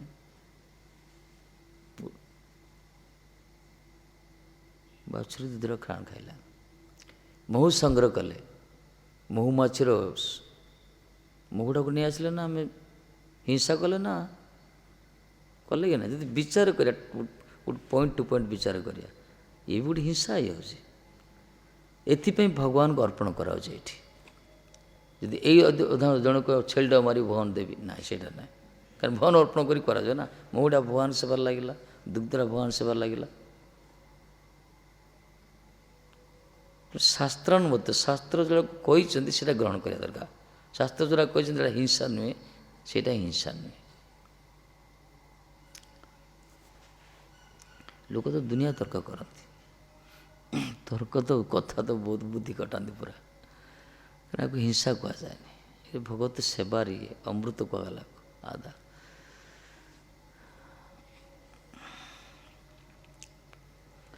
ହିଂସ୍ରିକ ସ୍ୱଭାବ, ହିଂସା ବୃତ୍ତି ଗୋଟେ, ଏଇଟା ମନୋଭୂତିରୁ ବାହାରେ। ଅନ୍ୟର ଉତ୍କର୍ଷ ଦେଖିଲେ ଜଳିବା, ଈର୍ଷା କରିବା, ସେ ହିଂସ୍ରିକ ସ୍ୱଭାବ। ତେଣୁ ଅହିଂସା ଆଦି, ଅହିଂସା କରିବ, ଅହିଂସା ଆଦି ସର୍ବକ୍ଷଣ ଆଦରପୂର୍ବକ ଏହାକୁ ସବୁବେଳେ ଆଦର କରି ପାଳନ କରିବେ, ସବୁବେଳେ। ସଦନ କସାଇ ଥିଲେ ନା, ସଦନ କସାଇ ଜଣେ, କସାଇ ମାନେ ଯେ ମାଂସ ମାରନ୍ତି, ଗୋ ହତ୍ୟା କରନ୍ତି। ସଦନ କସାଇ ବଡ଼ ଭକ୍ତ କୁହାଗଲା। କାଶୀରେ ଥିଲେ ମହାତ୍ମା, ବ୍ରାହ୍ମଣ ଦେବତା ଥିଲେ। ସେ ପଠାଣ ଗୋଟେ ଗାଈଟାକୁ ଖୋଜି ଖୋଜି ଆସୁଛି, ମାରିବି ବୋଲି ଯାଉଛି, ଖଣ୍ଡା ଧରି, ବାଡ଼ି ଧରି ଖଣ୍ଡା ନା ବାଡ଼ି ଧରି କରୁଛି। ସେ ଗାଈଟା ତା ଗୋଶାଳାରୁ ଫିଟିକି ପଳେଇ ଆସିବ, କଂସେଇ ଖାନାରୁ। ସେ ଖୋଜୁଛି, ସେ ଗଳି ଭିତରେ ପଶିଗଲା। ଗଳି ଭିତରେ ଯାଇକି 2-4ଟା ରାସ୍ତା ଅଛି, ଗୋଟେ ରାସ୍ତାରେ ପଳେଇଲା। ସେଇଠି ବସି ପଢ଼ୁଥିଲେ, ବେଦ ଫେଦ କ'ଣ ପଢ଼ୁଥିଲେ। ଆକୁ ପଚାରିଲା ସେ ପଠାଣଟା, ଆରେ ବାବା କୁଆଡ଼େ ଗଲା ସେ ମୋ ଗାଈଟା, କୁଆଡ଼େ ଗଲା? ଏ ରାସ୍ତା ଦେଖେଇଦେଲେ, ଏପଟେ ଗଲା। ଯେତେବେଳେ ରାସ୍ତା ଦେଖେଇଦେଲେ, ସେ କଂସାଇ ଗଲା, ସେ ଗାଈଟାକୁ ସେ ରାସ୍ତାରେ ଧରିଦେଲା, ତାକୁ ନେଇକି ସେ ବିକ୍ରି କଲା, ମାରିଦେଲା, ମାଂସ କରି ବିକ୍ରି କଲା, ତାର ପେଶା ସେ। କିନ୍ତୁ ଏ ଯେଉଁ ରାସ୍ତାଟା ଦେଖେଇଥିଲେ, ପରବର୍ତ୍ତୀ ସମୟରେ ଆମକୁ କଂସାଇ ଘରେ ଜନ୍ମ ହେବାକୁ ପଡ଼ିଲା। ସେଇ ଘରେ ଜନ୍ମ ହେବାକୁ ପଡ଼ିଲା। ମାଂସ ଯେଉଁମାନେ ବିକ୍ରି କରୁଛନ୍ତି ତାଙ୍କ ଘରେ ଦେଖନ୍ତୁ, ଖାଲି ଦେଖେଇ ଦେଇଥିଲେ, କାରଣ ଏ ଦେଖିବାର ତ ସେ ମଲା ନା। ଯଦି ଚୁପ୍ ହୋଇଥାନ୍ତେ ଚଳିଥାନ୍ତା, ନହେଲେ ଅନ୍ୟ ଭୁଲ ରାସ୍ତା ଦେଖାଇଥାନ୍ତେ, ଗାଡ଼ିଟା ବଞ୍ଚି ହେଇଥାନ୍ତା। ଯେହେତୁ ଏ ସତ୍ୟବାଦୀ, ସ୍ପଷ୍ଟବାଦୀ, ନୀତି ରକ୍ଷା କଲେ, ଦେଖାଇଦେଲେ, ସେ ପଟେ ଗଲା, ମରିଗଲା ସେ। କଂସେଇ ହେଲେ ଇଏ, କିନ୍ତୁ ହେଲେ ତ ପୂର୍ବ ସଂସ୍କାର କାମ କରୁଥିଲା ସେଇଠି। ପୂର୍ବର ସଂସ୍କାର ଯେ ସେ ସତ୍ସଙ୍ଗ କରୁଥିଲେ, ଯେଉଁ ଭଜନ କରୁଥିଲେ, ଯେଉଁ ବେଦ ଆଦି ପଠନ କରୁଥିଲେ, ସେଟା କ୍ରିୟା କଲା। ତେଣୁ ତାଙ୍କୁ ଭଲ ଲାଗିଲାନି, ସେସବୁ କିଛି ଭଲ ଲାଗିବାର ନାହିଁ।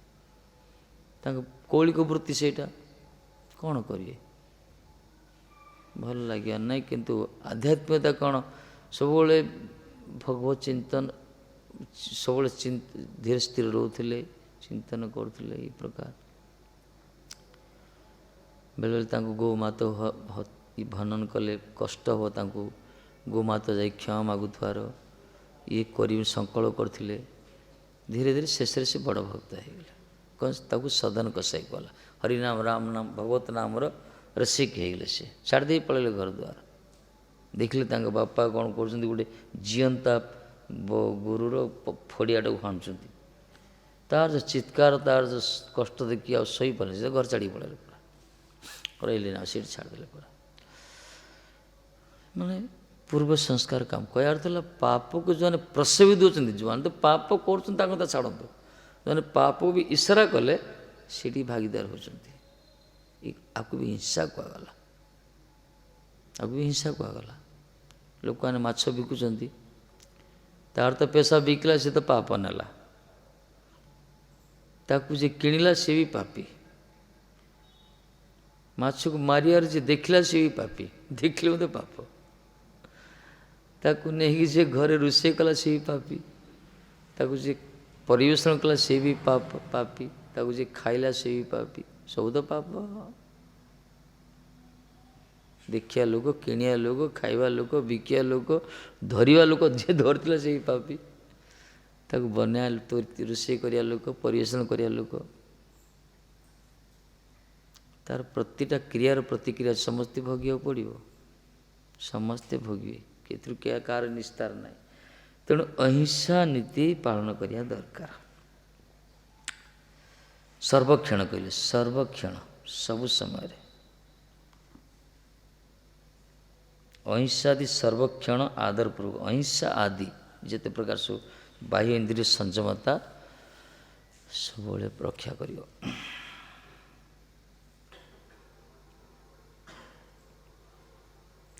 ଶୌଚ ପ୍ରଭୃତି ନିୟମ ସମୂହ କଖନ କଖନ ଯଥାଶକ୍ତି ଆଚରଣ କରିବେ। ଶୌଚ ପ୍ରଭୃତି ନିୟମ ଯେତେ ସବୁ ରହିଛି, ଶୌଚ ଯେତେ ସବୁ ରହିଛି ବିଭିନ୍ନ ପ୍ରକାର, ଅନ୍ତର୍ଶୌଚ, ବାହ୍ୟ ଶୌଚ, ଏସବୁ ଯଥାଶକ୍ତି ଆଚରଣ କରିବେ। ନିଜର ଶରୀର ସାମର୍ଥ୍ୟ ଅନୁସାରେ ଆଚରଣ କରିବା ଦରକାର। ଅଶୌଚତା ବି ଠିକ୍ ନୁହେଁ। ଏହି ସକଳ କହିଲେ 19 ଅଧ୍ୟାୟରେ କୁହାଯିବ। ବର୍ତ୍ତମାନ 10ମ ଅଧ୍ୟାୟକୁ ଚାଲିଛି, 19 ଅଧ୍ୟାୟରେ କହିବେ।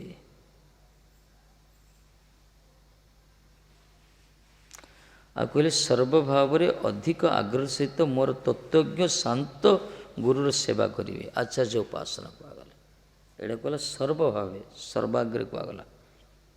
ଅଧିକ ଆଗ୍ରହ ସହିତ, ଶ୍ରଦ୍ଧାର ସହିତ ମୋରି ଅଭିନ୍ନ ସ୍ୱରୂପ ଠାକୁରଜୀ କହୁଛନ୍ତି, ସେ ଆଚାର୍ଯ୍ୟ ଗୁରୁଙ୍କର ସେବା କରି, ଯେ ଶାନ୍ତ ଗୁରୁ। ଶାନ୍ତ ଗୁରୁ ମାନେ ଚୁପ୍ ରହୁଥିବେ ତାଙ୍କୁ କୁହାଯାଏନି, ଯେଉଁମାନଙ୍କର ଇନ୍ଦ୍ରିୟ ସଂଯମ, ଯେଉଁମାନେ ଭଗବତ ପରାୟଣ ନିଷ୍ଠ, ସେହି ପ୍ରକାର ଶାନ୍ତ ଗୁରୁଙ୍କର ଉପାସନା କରିବେ, ସେବା କରିବେ।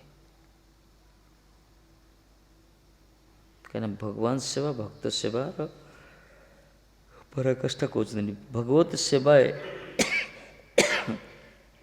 ନିରନ୍ତର ନିବୃତ୍ତ ଶ୍ରୀ ଗୁରୁଦେବର ଉପାସନା ନିତ୍ୟ କର୍ତ୍ତବ୍ୟ। ଏଇଟା ଜୀବ ପାଇଁ ପ୍ରାଇମ୍ ଡ୍ୟୁଟି। ଏଇଟା ଭଗବାନଙ୍କ ସେବାରେ ନିରନ୍ତର ନିଯୁକ୍ତ, ସବୁବେଳେ ଭଗବତ ସେବାରେ ରହିବ। ଆଉ ଶ୍ରୀ ଗୁରୁଙ୍କର ସେବା ବି, ଗୁରୁଦେବଙ୍କର ଉପାସନା ବି ନିତ୍ୟ କର୍ତ୍ତବ୍ୟ। ଅବଶ୍ୟ ଭଗବତ ସେବା ଗୁରୁଙ୍କର ଉପାସନା ମାନା ନାହିଁ। ତେଣୁ ଗୁରୁଙ୍କର ନିର୍ଦ୍ଦେଶ ମୁତାବକ ଯଦି ଭଗବତ ସେବା କରାଯିବ, ତାହେଲେ ଉଭୟ ସମ୍ପାଦିତ ହୋଇଯିବ ଏଠି। ତେଣୁ ଗୁରୁ ଆନୁଗତ୍ୟରେ ସର୍ବକ୍ଷଣ ତାଙ୍କରି କୃପାକୁ ଆଧାର କରି ଯେଉଁମାନେ ଭଗବତ ସେବାରେ ସବୁବେଳେ ନିଯୁକ୍ତ ରହୁଛନ୍ତି, ସେମାନଙ୍କ ଜୀବନରେ ଯେଉଁ ଆନନ୍ଦ, ଯେଉଁ ଶାନ୍ତି ଅଛି, ତାକୁ ଅନୁଭବ ହିଁ ବୁଝିପାରିବ, ଅନ୍ୟମାନେ ବୁଝିପାରିବେ ଯେ କେତେ ରିଲାକ୍ସ ସେ ଜୀବନ, କେତେ ଶାନ୍ତିମୟ। ବହୁତ ଅଛନ୍ତି ଭଗବାନଙ୍କ ସେବା କରୁଛନ୍ତି, ଗୁରୁ ସହିତ ସମ୍ବନ୍ଧ ନଥାଏ ତାଙ୍କର, ସେଇ ସେବାରେ କୌଣସି ଏତେଟା ଫଳପ୍ରସୂ ନୁହେଁ। ସେ कि भक्तिर मूल सब एथमें कहले जस्य प्रसादात भगवत प्रसाद जस्य अप्रसादात न गति कुतपि ध्यान तो भक्त यशस्त्री संध्या कहुए जस्य प्रसाद जहाँकर कृपारे भगवान को प्रसाद जी असंतुष्ट हेले भगवान असंतुष्ट होती से सद्गुरुदेवंकर निरंतर सेवन करिया दरकार तेणु गुरु कृपा ही केवल कहुए विशेषकर भक्ति मार्ग में ये गोटे बड़ विचार नहीं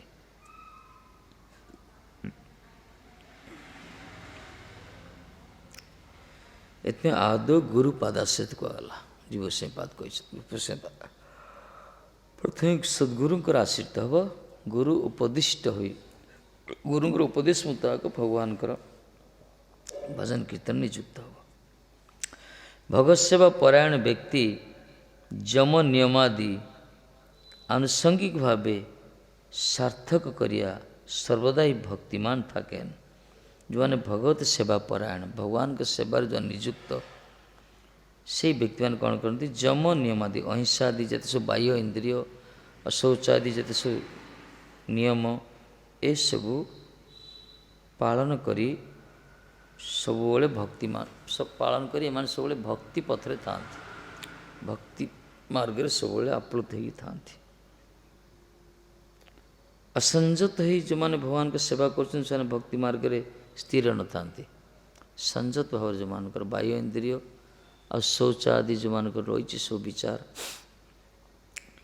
एमाने भक्तिमान नहीं थांती हरि गुरु वैष्णव सेवारे उदासीन हेले कोनो नित्य मंगल उदय हुए ना तेणु भगवान गुरुदेव और वैष्णव माने एमान के सेवारे जो उदासीन होचंती सेमानकर जीवन के नित्य मंगल हबनी नित्य मंगल जे चाहे नित्य मंगल माने जन्म जन्मांतर धरी जो जीवात्मा जगत को आसुची निजर कर्मर फल अनुसार जो भिन्न भिन्न जोनि धारण करुच्ची अनिच्छा सत्य मध्य पाप कर्म प्रवृत्ति होची अनिच्छा सत्य मध्य कर्ममुखर होची ये सब विभिन्न प्रकार दुख न चले दुख जो तापाक आसुची सब अशांति भितर से रोची ये सबर मूल कारण भगवत बहिर्मुख मुखता तेणु जो माने भगवान कर सेवारे गुरुदेव सेवारे वैष्णव साधु मान सेवारे जो मैंने नियुक्त रोचंती सेमानकर नित्य मंगल अनिर्वाज्य तार्थ से माने जगत रे रहिले मध्य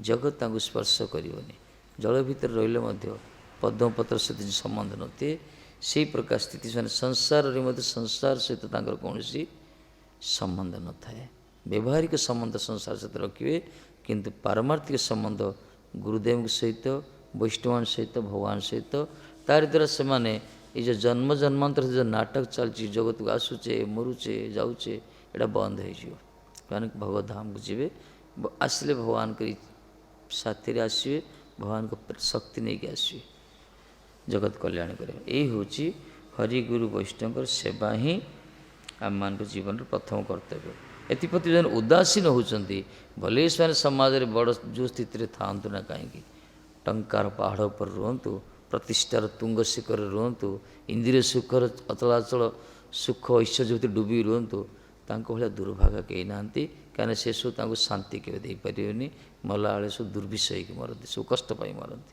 कि एकमात्र हरिगुरु वैष्णव सेवारे जो नियुक्त होती भले से श्री अक्षर विवर्जित हूँ कपर्धक शून्य हूँ शरीर कौन शरीर कौन चमकता न था तांकर कौन बाह्य चाकचक्य न था तथा जदि जो मंत्र सहित हरिगुरु वैष्णव प्रति श्रद्धान्वित सेवनमुख होती से माने तांकर जीवन जो आनंद से माने जो प्रकार प्रति मुहूर्त परमानंद भाषमान होती ताकू कि जगत लोग कि बुझी पारे से कुस्थित था